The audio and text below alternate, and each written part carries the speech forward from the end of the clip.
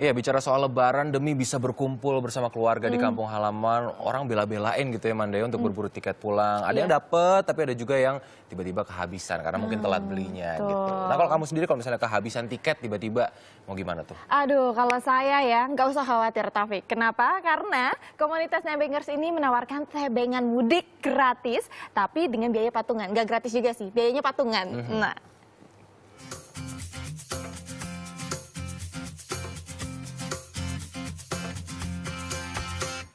Demi berlebaran di kampung halaman, jutaan orang meninggalkan kesibukan di kota tempat mereka mencari penghasilan. Harga tiket yang membumbung tinggi diburu konsumen. Tak sedikit masyarakat yang tak dapat pulang kampung karena kehabisan tiket. Ini membuat komunitas Nebengers mengadakan Nebeng Mudik tahun 2012.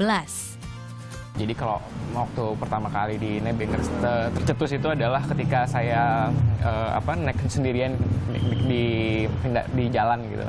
Terus saya ngeliat bahwa banyak teman-teman saya juga yang udah ada update status di Facebook, di Twitter gitu. Terus kenapa enggak coba untuk saling kenalan, terus kemudian saling posting dari mana mau kemana gitu, mau bareng apa enggak gitu. Dari ide muncul di situ. Terus akhirnya kok ternyata bisa untuk dijadikan sarana alternatif transportasi di mana orang janjian untuk mudik bareng. Saat pertama kali didirikan, jumlah anggota Nebengers 500 orang. Kini lebih dari 15.000 orang. Awalnya pemberi tebengan mudik hanya ada 20 orang. Tahun ini hampir 100 orang yang berperan sebagai pemberi tebengan, biasa disebut kapten.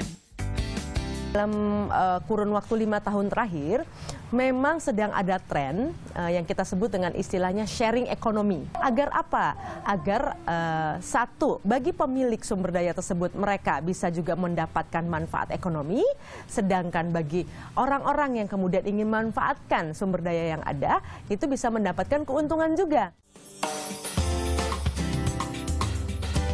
Yogyakarta, Jawa Tengah, dan Jawa Timur menjadi tujuan terbanyak Nebeng Mudik. Sama seperti tujuan Dona Permana yang akan mudik ke Yogyakarta bersama istrinya. Karena masih ada 2 kursi tersisa di mobilnya, Dona lantas menawarkan kepada orang lain melalui aplikasi Nebengers yang dirilis 2014 lalu. Jadi kan karena kita mau mudik jauh nih Mbak, dari Jakarta ke Jogja. Selain kita sharing kos, sharing bensin dan tol, ada teman ngobrol, terus karena jaraknya jauh kan jelas cukup menguras tenaga juga nih untuk nyetir nih. Jadi kita